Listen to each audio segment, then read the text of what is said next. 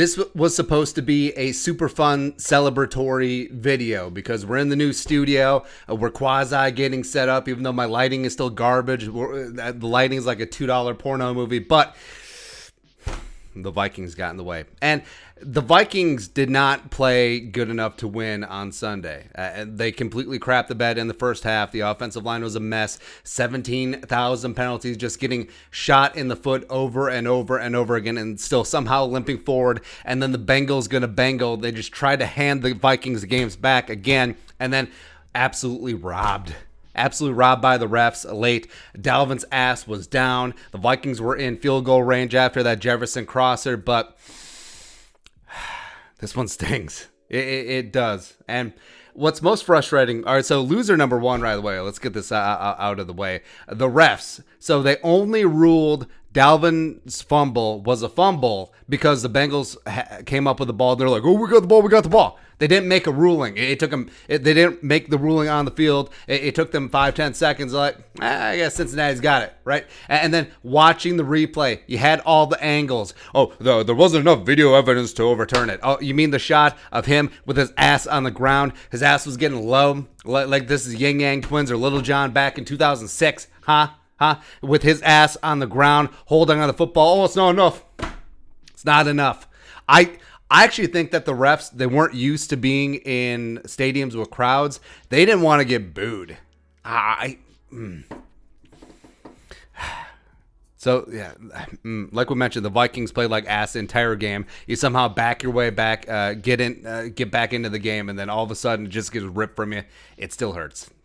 But we got winners.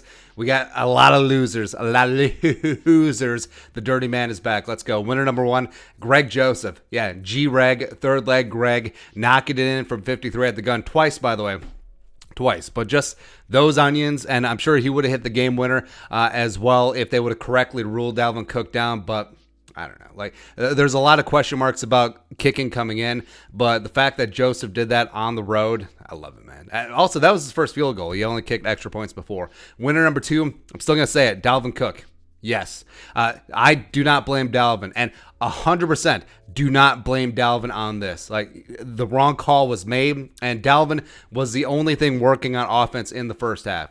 Tough running. He didn't put up monster numbers, 104 total yards and a touchdown, but he was converting first downs. He was just getting after when the Vikings just could not get anything going on offense. 33 was that rock, and this is just going to motivate him for the rest of the season. We're going to be ready to go. Winner number three, Adam Jerome, Ezekiel Thielen, Detroit Lakes go crazy. 9 catches, 92 yards, 2 touchdowns. And Thielen and KJ really benefited because they were throwing everything at Justin Jefferson. They were shadowing him. They were shading safety help his way. And Jefferson still got loose, especially late in the game. But Thielen benefited definitely. The only real spark in the Vikings passing game early. Also, big time drew that defensive holding call in overtime. That's just a great veteran move. So, yeah, 19 had himself a good game. Winner number 4, 99. 99 problems, and Cincinnati had a bunch of them. So Daniil, the real deal hunter, is back. Had a quiet day until the fourth quarter at 6 total tackles. Got that third down killer sack, the one that Joe Burrow limped off, and really wasn't the same the rest of the game. I mean, aside from that Zuma 4th and inches pass, Burrow was just not the same. And now hopefully he's going to be okay. But he reached for that left knee brace, which was the knee that he had the ACL on. So, yeah, it was just horrible. But, yeah, Daniil, 6 tackles, back, no issues with the neck, didn't come out. So, yeah. Winner number 5. KJ Osborne. That's just the U being the U, baby. I think we have a wide receiver 3. First real offensive action in his career, 7 catches, 76 yards. Also had a 3rd and 24 conversion. I think that we have a nice wide receiver 3. It's something about number 17, man. Yeah, Jarius Wright, KJ Osborne. Let's go. Honorable mention winners. Harrison Hand, special teams MVP, a couple of really nice special teams coverage tackles, especially on that punt return. 38 special was popping. He's always going to be 38 special to me. I don't care that he's number 20 now. Also, Michael Pierce, man. Woo! 5'8", baby. 2 sacks, including that big one on third down in overtime that was going to set up the game-winning kick. But the fact that Michael Pierce in that heat, wearing a dark jersey, just absorbing all the rays all damn day, was still getting a push late in the game. I love Michael Pierce, man. I absolutely love him. Harrison Smith had a sack on a blitz. Nick Vigil also had a sack coming through that A gap. Like to see that defensive front is starting to still get after it. Oh, by the way, 3-man fronts. What up? Everson Griffin playing on early downs inside. You love to see it. Tyler Gronklin had himself a nice catch in 2-minute drill. Jordan friggin' Berry, who punted like ass all day long and then overtime just completely flipped the field. 63-yard boomer in OT. It was great. And, Kirk Cousins, I mean, there is a lot of blame that you can put on Kirk Cousins' feet and was certainly going to get there. But 36 of 49 for 351, 2 touchdowns, a 106.8 quarterback rating. Made some bad decisions, held on to the ball too long at times. Some of the sacks were certainly on him as well, but yeah, we'll get into that. But I think that the final drive in regulation to set up Joseph, ice water in them veins. And then Justin friggin' Jefferson, where he had a quiet day because Jefferson had 5 catches for 71 yards, and he was making Chidobe Awuzie looking like a cornerback 1, just traveling with him all day. But yeah, he's got to overcome that. Like, yes, you are the alpha dog wide receiver 1. Yes, you are on a fast track to become the best wide receiver in the game. You got to be on your A game all times, man. You let that slant go through his hands. He stepped up late in the game, but early on, I mean, 18 was MIA a little bit, but he will step it up. He will be Justin friggin' Jefferson again. To the losers, losers. Where do we start? I mean, because it's easy to get pissed off about how the refs jobbed the Vikings at the end of that game, but the Vikings didn't play well enough to win. They didn't. And Bashard Breeland was at the start, where the veteran getting the start over the young guys. I mean, Cameron Dancer was a healthy scratch this game, but he got picked apart. And also that DPI in the end zone setting up that first touchdown is not good. And then he just got smoked by Jamar Chase on that 9 route before the half. And Jamar Chase is not fast in comparison to the burner wide receivers in this game. Like, he's probably faster than me, but I mean, how do you get beat on a go by Jamar Chase, who can't even see the football? But it's whatever. We'll throw Zimmer in there as well. I mean, Zimmer's going to be so pissed at whoever's supposed to get this team ready for the game, because in the first half, they looked like it was the first preseason game. Or the second preseason game, right? It just was not good. But first half, 10 penalties, 91 yards. They had 13, but some were declined. They ended the game with a gaggle full, and it was just atrocious. Also, Zimmer's clock management in the second half.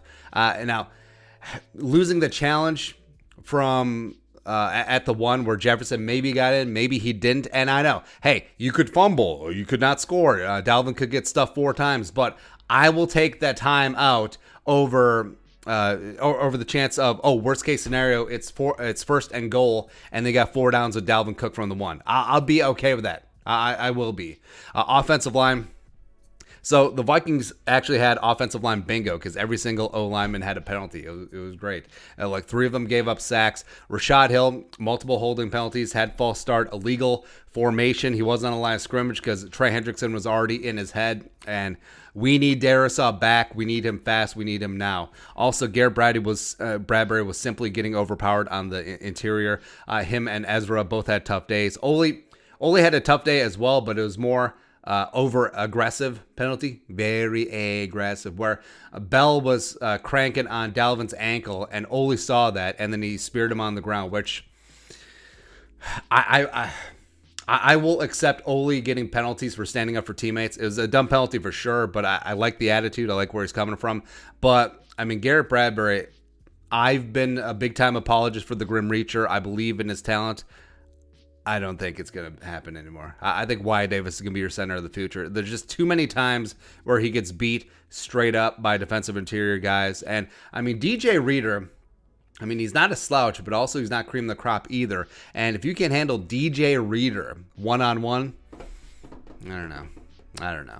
Also losers, Kirk Cousins in there as well. Like we said, he's not absolved by the way that the offensive line play. A lot of those pressures and sacks were him holding onto the ball too long. A couple off-target throws. I think that certainly frustrated the receivers, and especially in the first half. Plus, I mean, third quarter, when the Bengals went for it from their own 29, it just showed that they had zero respect for Kirk Cousins and the offense. And at that point in the game, yes, like, hey, You're not going to score a touchdown here. You're probably going to kick a field goal. We're going to go for try and ice this game in the third quarter. That's what Zach Taylor was saying. And I actually respect the cojones there. I also really respect them in OT on 4th and inches. Not the quarterback sneak, but yeah.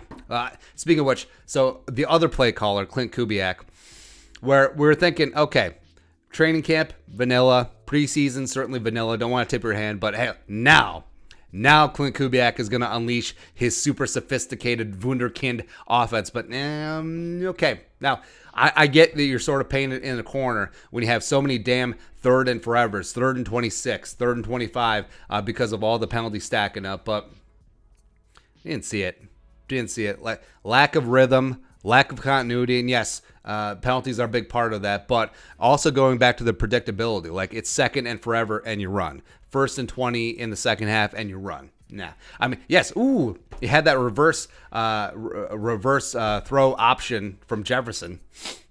Great, cool. But definitely venting frustrations right now. I'm sure you guys have that too. But it's a long season. It is a long season. 17 games, just watering down the importance of every single regular season game, and also, if you're going to try to make yourself feel better, if you're going to lose a games that mean the least in the regular season in terms of playoff implications and tiebreakers, road out of conference games is the place to do it.